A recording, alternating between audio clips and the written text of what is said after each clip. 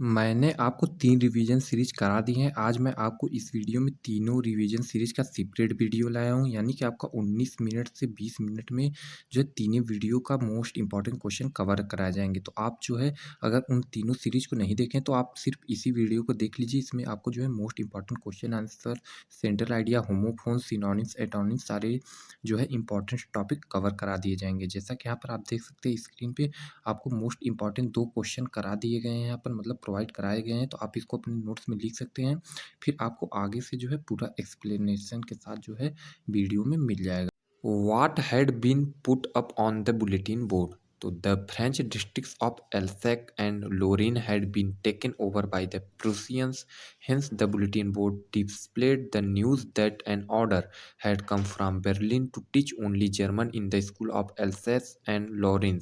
जी हाँ दोस्तों, तो what had been put on the bulletin board, तो वही द फ्रेंच डिस्ट्रिक्ट एल्सेंस ने अनाउंस कर दिया था कि जो है ओनली जर्मन पढ़ाया जाएगा स्कूल में, जो है फ्रेंच बैन किया जाएगा। तो इसी को आपको लिख देना है। ये भी जो है पिछले कई सालों से पूछा जा रहा है, पिछले साल भी जो है बोर्ड एग्जाम में पूछा गया था। तो चौथा क्वेश्चन है, what did Hemal say about the language importance. तो आपको फिर से वही लिखना है कि French is the most beautiful language and is the most clearest and most logical language. But आपको जो है इसके आगे भी लिखना है, क्योंकि ये लॉन्ग टाइप क्वेश्चन आंसर है। तो आपको लिखना है, he said that they must all guard it and never forget it, because when people are insult if the hold fast to their language it is as if they have the key to their prison. तो आपको फिर से उसी में add कर देना है answer कि फ्रेंच ने इस लैंग्वेज को most beautiful and most clearest language बताया इस विश्व का, बिकॉज पीपल आर इंसॉल्व। तो आपको इस तरीके से लिखना है। पांचवा क्वेश्चन है, how did friends feeling about M Hamel and school change. तो आपको नीचे आंसर दिया गया है, आपको इस तरीके से नोट्स बना लेने हैं। और मोस्ट इंपॉर्टेंट क्वेश्चन आपका चैप्टर 1 से कंप्लीट हुआ, जो हर साल एग्जाम में पूछे जाते हैं। आपको आगे चैप्टर नंबर 2 यानी कि लास्ट स्प्रिंग से मोस्ट इंपॉर्टेंट क्वेश्चन आंसर कराए जाएंगे। फिर इसके बाद आपको मोस्ट इंपॉर्टेंट सेंट्रल आइडिया कराए जाएंगे, और आपको जो है वन वर्ड सब्स्टिट्यूशन भी जो है कराए जाएंगे। तो आपको पहले सीरीज में 2 चैप्टर का क्वेश्चन आंसर और सेंट्रल आइडिया और वन वर्ड सब्स्टिट्यूशन कराया जाएगा। फिर दूसरे रिवीजन सीरीज में आप जो है तीसरा और चौथा चैप्टर कराया जाएगा। वो कचरा में सोना ढूंढ रहा है। Presently he is in Delhi. वह दिल्ली का है। He has come from Bangladesh. जो बांग्लादेश से आया है। साहेब एक रैक पिकर्स है और वो कचरा में सोना जो है ढूंढ रहा है। वो दिल्ली में है और वो बांग्लादेश से आया है। तो इससे का आंसर यही रहेगा। आप इतना लिख देंगे तो आपको एग्जाम में फुल मार्क्स मिल जाएगा। तो आप समझ सकते हैं कि आपको जो है क्वेश्चन किस तरीके से पूछे जाते हैं, और आप आंसर अगर बना कर भी लिख देंगे फिर भी आपको एग्जामिनर फुल मार्क्स दे देता है। तो आपको सिंपली बस यही लिख देना है कि साहेब is a rag picker. He is looking for gold in garbage presently in Delhi. तीसरा क्वेश्चन है, what could be some of the reason for the migration of people from village to cities. लोगों के गांवों से शहर की ओर पलायन के क्या कारण हो सकते हैं। तो बहुत से कारण हो सकते हैं। आप इसको बनाकर भी लिख सकते हैं कि विलेज में बहुत सारी प्रॉब्लम रहती है, सिटी में सुविधा ज़्यादा रहता है, इसलिए लोग गांव से शहर पलायन कर रहे हैं। विलेज में पैसा नहीं है, शहर में पैसा है। तो आप इस तरीके से लिख सकते हैं। तो यहाँ पर people migrate from village to city, that are biggest reason for migration. First of all, pressure on village and not able to survive them. So this is the main reason for migrating in cities. चौथा question है, is Saheb happy working at the tea stall explain. क्या साहब चाय की दुकान पर काम करके खुश है, स्पष्ट करो। Saheb does not seem to be happy working at the tea stall. Now he feels bound and burdened. Saheb is no larger his own master.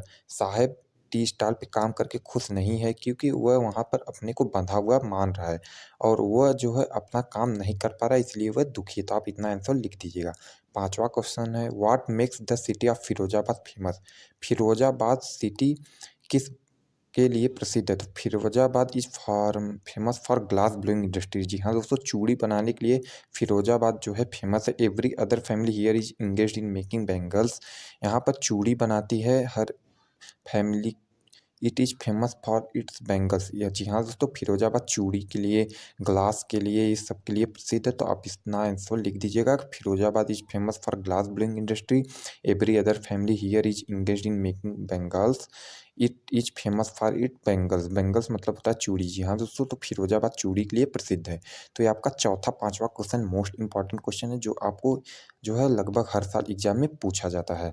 तो आप इस तरीके से जो है इसका क्वेश्चन आंसर अपनी नोट्स कॉपी में लिख लीजिएगा, और जब भी एग्जाम नज़दीक आएगा तो आप इसको ज़रूर याद कीजिएगा। मैं आपको फिर से बता दे रहा हूँ कि आपको इसी चैनल पर सब कुछ प्रोवाइड कराए जाएंगे। Mention the hazards of working in the glass bangle industry.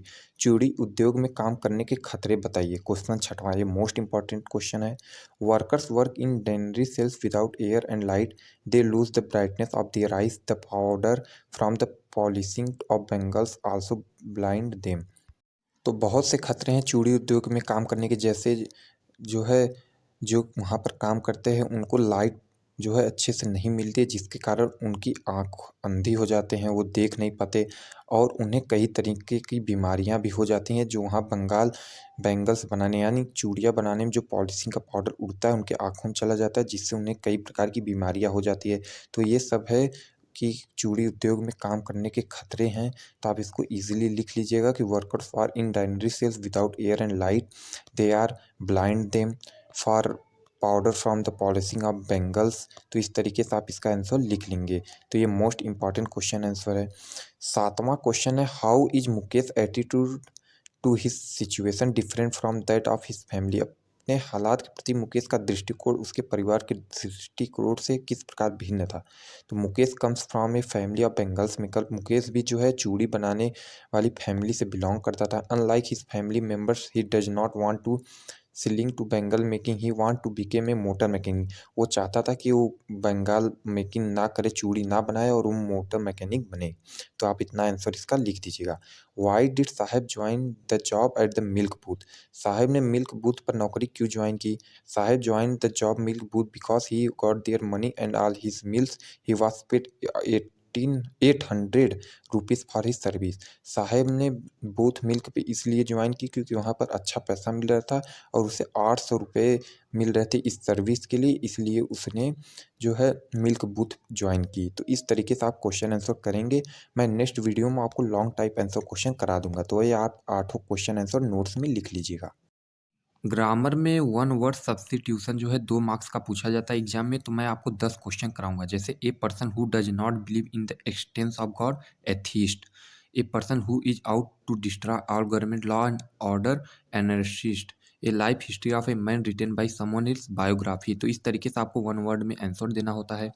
आपका जो है ये मोस्ट इंपॉर्टेंट क्वेश्चन है वन वर्ड सब्स्टिट्यूशन का, जो हर साल लगातार एग्जाम में पूछे जाते हैं। जी हाँ दोस्तों, तो आपका चौथा क्वेश्चन है, a person with long experience, veteran, murder of on self, suicide, the country ruled by a king, monarchy. जी हाँ दोस्तों, मर्डर ऑफ ऑन सेल्फ, जो अपने से मर जाए उसको सुसाइड कहते हैं। The country ruled by a king, उस देश को जिसमें जो है राजा शासन करता है उसको कहते हैं मोनर्ची। तो इस तरीके से आपका जो है वन वर्ड सब्स्टिट्यूशन में आंसर देना होता है। आपको एक शब्द में पूरे जो है सेंटेंस का आंसर देना होता है। तो आपका जो है पांचवा क्वेश्चन है, a person who can not read and right, illiterate, अनपढ़ को इलिटरेट कहते हैं। छठवां क्वेश्चन है, a person who looks at the bright side thinks optimist, animals which live on land and in water, amphibians. जो है धरती पर और पानी पे दोनों जगह जीवित रहते हैं उन्हें एम्फीबियंस कहते हैं। तो इस तरीके से आपका जो है क्वेश्चन पूछा जाता है एग्जाम में। ये आपके जो है रिपीटेड क्वेश्चन है, इसलिए मैं आपको करा रहा हूँ। पिछले 3-4 साल से इसी में से पूछे जाते हैं। इस 10 क्वेश्चन को आप कर लेंगे तो वन वर्ड सब्स्टिट्यूशन में कम से कम आपका 2 मार्क्स तो कन्फर्म हो ही जाएगा। जैसे government by the people, of the people and for the people, तो democracy. A man who is devoted to the welfare of women, feminist. A person who study और राइटर अबाउट हिस्ट्री, हिस्टोरियन। एक person जो study करता है और right करता है history के बारे में उसको हिस्टोरियन कहते हैं, तो आप सभी को पता है। तो और जो गवर्नमेंट के रूल को फॉलो करते हैं उन्हें डेमोक्रेसी कहते हैं। तो इस तरीके से आपको जो है आंसर लिखना है और आपको फुल मार्क्स जरूर मिलेंगे। आपका एग्जाम में 10वां क्वेश्चन है, government by one person, autocracy, the act of making the environment impure, pollution. तो आपको टोटल 12 क्वेश्चन कराए गए हैं, और आप देख सकते हैं यहाँ पर जो है ऑप्टिमिस्ट वाला रिपीटेड क्वेश्चन है, यानी कि ये मोस्ट इंपॉर्टेंट क्वेश्चन है जो पिछले साल भी पूछा गया था। तो इसलिए मैंने इसको आपको दोबारा जो है रिपीटेड क्वेश्चन में डाल दिया, तो आप इसको ज़रूर पढ़िएगा। चलिए मैं आपको जो है इस रिवीजन सीरीज में आगे की तरफ लेके चलता हूँ और भी कुछ मोस्ट इंपॉर्टेंट जो है क्वेश्चन कराता हूँ। आप सभी का मोस्ट इम्पॉर्टेंट सेंट्रल आइडिया में है जो कि कई साल से पूछा जाता है, माई मदर एट 66। जी हाँ दोस्तों, आपको एग्जाम में 3 सेंट्रल आइडिया दिए जाएंगे। आपको किसी एक पे लिखना रहेगा आंसर, आपको 4 मार्क्स मिल जाएंगे। कम से कम आपको हाफ पेज यानी कि 8 से 9 लाइन का लिखना रहेगा, तभी आपको 4 मार्क्स मिलेंगे। तो आज मैं आपके लिए माई मदर एट 66 जो है रिवीजन फर्स्ट में कराऊंगा। उसके बाद रिवीजन सीरीज सेकंड में आपको जो है और भी सेंट्रल आइडिया कराऊंगा, जैसे कि आपका हो गया कीपिंग क्वाइट, और भी मोस्ट इंपॉर्टेंट जो है सेंट्रल आइडिया कराऊंगा। तो मैं टोटल 3 सेंट्रल आइडिया आपको कराऊंगा। तो my mother 66 written by is Kamala Das. जी हाँ दोस्तों, कमला दास द्वारा माई मदर एट 66 लिखा गया है। इसमें जो है मदर के एज को लेकर जो है जो फीलिंग करती है उनकी डॉटर, उसके बारे में बताया गया है कि age is a natural process, very painful. तो इस तरीके से आपको जो है बनाकर लिख देना है और आपको फुल मार्क्स ले लेना है। तो आज के लिए आपको इतना ही। नेक्स्ट वीडियो में मैं और भी जो है टॉपिक ऐड करूँगा। आप तीसरा चौथा चैप्टर भी करा दिया जाएगा। तो आप इस रिवीजन सीरीज को ज़रूर अटेंड कीजिएगा और इस चैनल को सब्सक्राइब कर लीजिएगा। मिलते हैं नेक्स्ट वीडियो में। टिक लगा हुआ दिखेगा जो कि मोस्ट इंपॉर्टेंट है। तो Seemapuri is a settlement of more than 10,000 rag pickers. It is a place on the periphery of Delhi. जी हाँ दोस्तों, ये दिल्ली के पास है और यहाँ पर जो है 10,000 रैक पिकर्स हैं जो है बीनने वाले कचरा। तो इस तरीके से आप आंसर लिखेंगे, आप अपने नोट्स में लिख लीजिएगा। दूसरा क्वेश्चन है, who is Mukesh, to which family does he belong, describe the miserable condition of them and the reason. Mukesh कौन है, उसका संबंध किस परिवार से है, उनकी दयनीय स्थिति और उसके कारण के बारे में बताइए।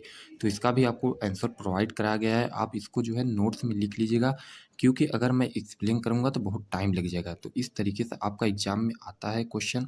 ये आपका जो है चैप्टर नंबर 2 का लॉन्ग टाइप क्वेश्चन आंसर है, मोस्ट इंपॉर्टेंट। इससे पहले आपको शॉर्ट टाइप करा दिए गए हैं। तीसरा क्वेश्चन है, what could be some of the reasons for the migration of people from village to cities. लोगों के गाँव से शहर की ओर पलायन के क्या कारण हो सकते हैं, ये भी मोस्ट इंपॉर्टेंट क्वेश्चन है। तो more than more people are migrating to cities, it has become a general trend, people migrate from village to city, the reason for migration are many.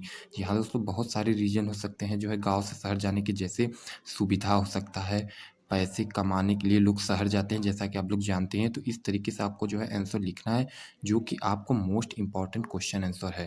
तो आप इसको भी नोट्स में लिख लीजिएगा। चौथा मोस्ट इंपॉर्टेंट क्वेश्चन है, what forces conspire to keep the workers in the bangle industry of Firozabad in poverty. Firozabad के कांच चूड़ी उद्योग के मजदूरों को गरीब रखने के लिए कौन सी शक्तियाँ षड्यंत्र रचती हैं। तो इसके बारे में आपको भी यहाँ नीचे आंसर दिया गया। अगर आप एग्जाम में कम से कम 8 से 10 लाइन का लिखेंगे, तभी आपको जो है 4 या 7 मार्क्स वाला जो क्वेश्चन रहता है आपको मार्क्स मिलेगा, क्योंकि आपका लॉन्ग टाइप क्वेश्चन है सर 2 प्रकार से पूछे जाते हैं, एक 4 नंबर में और एक 7 नंबर में। तो आपको 4-4 नंबर वाले 2 क्वेश्चन आते हैं और 7 नंबर वाला 1 क्वेश्चन आता है। तो आपको किसी में भी ये पूछा जा सकता है, जो कि आपको लिए मोस्ट इंपॉर्टेंट है। पाँचवा क्वेश्चन है, किन परिस्थितियों ने साहब को कूड़ा बीनने के लिए दिल्ली की गलियों में भटकने को मजबूर किया। जी हाँ दोस्तों, what condition compelled Saheb to wander in the street of Delhi for rag picking. तो इसका भी आंसर नीचे दिया गया है, आप इसको नोट्स में लिख लीजिएगा। और इससे पहले मैंने आपको जो है सीरीज नंबर 1 में शॉर्ट टाइप क्वेश्चन आंसर करा दिए हैं, पहले और दूसरे चैप्टर का, और साथ ही साथ पहले चैप्टर का लॉन्ग टाइप क्वेश्चन आंसर भी करा दिया है। तो आप उसको जरूर पढ़ लीजिएगा। और आपको डिस्क्रिप्शन में जो है मोस्ट इंपॉर्टेंट सेंट्रल आइडिया माई मदर 66 का मिल जाएगा, वो भी पढ़ लीजिएगा। मैं अभी आगे आज आपको इस वीडियो में second most important central idea L elementary school करा दूंगा, जो कि आपके एग्जाम में जो है पूछा जा सकता है। तो चलिए आपको जो है most important central idea and elementary school करा देता हूँ। तो आपका most important central idea and elementary school classroom in a slum. जी हाँ दोस्तों, ये आ गया है, क्योंकि स्टेफन स्पेंडर ने इसे लिखा है। तो आप इस तरीके से शुरू करेंगे कि L elementary school classroom in a slum written by the Stephen Spender. फिर उसके आगे आप लिखेंगे, the poet looks at the grim condition prevailing at a primary school in a British slum. He calls on the authorities to do something to lift these children from their situation of educational squalor to the world of real literacy and learning. तो अगर आप इतना exam में लिख देंगे तो आपको 4 marks मिल जाएगा। बता दूं आपको सेंट्रल आइडिया 3 पूछे जाएंगे, किसी एक पे लिखना रहेगा, जो कि 4 मार्क्स का रहता है।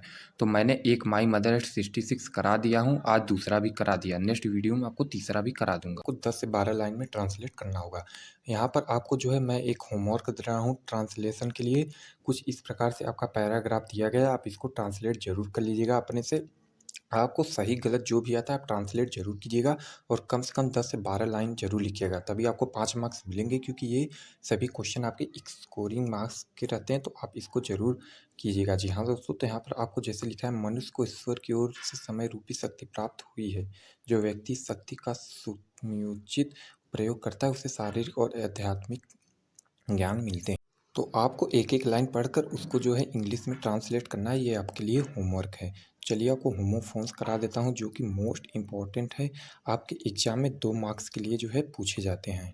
जैसे यहाँ पर पहला क्वेश्चन है एक्सेप्ट और दूसरा है एक्सेप्ट, तो आपको इस तरीके से जो है 2 दिए जाएंगे, आपको उनका जो है मीनिंगफुल सेंटेंस बनाकर कॉपी में लिखना है। कम से कम वो मीनिंगफुल सेंटेंस एक लाइन का होना चाहिए। जैसे एक्सेप्ट का है I greatly accept your invitation. Except का है except my wife all will attend your function. उसी तरीके से accident, incident, alter, altar, affect, effect, इन चारों का जो है आपको नीचे यहाँ पर दिया गया है जो है सेंटेंस सहित, आप इसको भी लिख सकते हैं या फिर अपने मन से भी सेंटेंस बना सकते हैं। तो आपको जो है इससे ही सेंटेंस बनाना है, क्योंकि आपको 2 वर्ड सेम ही दिए जाएँगे, बस स्पेलिंग जो है थोड़ा-सा चेंज रहेगा। आपको पूरा सेंटेंस का मीनिंग उसी पे बनाना है। जी हाँ दोस्तों, तो आपको इसी तरीके से बनाना है। जैसे अफेक्ट का the company of Mahatma Gandhi affected everyone. Effect का this medicine has no effect on this नेटेन। तो इस तरीके से आपको जो है सेंटेंस बनाने रहेंगे। चलिए आपको जो है कुछ और इम्पोर्टेंट होमोफोन्स करा देता हूँ। जैसे यहाँ पर avenge, revenge, accede, exceed, amiable, amicable, adopt, adopted. तो इस तरीके से आपका जो है क्वेश्चन एग्जाम में पूछा जाता है। आपको कम से कम 2 क्वेश्चन पूछे जाते हैं होमोफोन्स के, जो 1-1 मार्क्स के रहते हैं। जैसे आपको बनाना है अवेंज का she avenged her father's murder.